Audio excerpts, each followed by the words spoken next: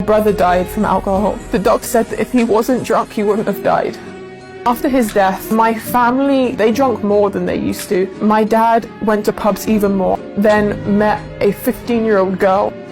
He ran away with a 15-year-old girl, and he left his entire family behind. My entire family split in half. I never saw my dad again. I grew up hating alcohol. I hated parties. But as I started getting older, everyone said, if you go to these clubs, you'll meet the right people. So I started doing it for that reason. I went to a nightclub. I ended up in hospital because somebody tried to kidnap me. I was in an awful state, thinking, why did I do this to myself? And when I came to Turkey, I stood between Blue Mosque and Hagia Sophia, and just hearing the azan, that is so beautiful, that is so peaceful. And I had an hour journey back to my hostel. I didn't know the way, so I got my phone out, I was ready to Google Map, and then my phone that was on 50% battery just died. I thought, God, if you're real, help me get back to my hostel. And in that moment, in a very, very, very, very long time, I wasn't anxious. Subhanallah, I just walked straight to my hostel. I didn't take a single wrong turn. Nobody helped me. Subhanallah, it wasn't me, it was Allah. And after that, I just kept learning. I kept reading the Quran, and lockdown forced me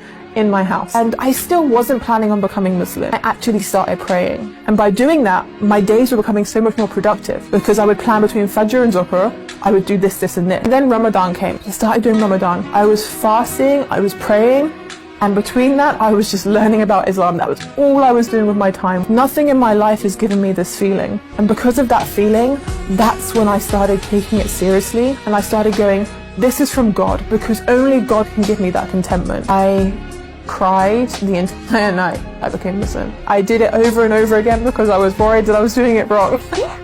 I'd take a breath and then I'd try again, then I'd start crying.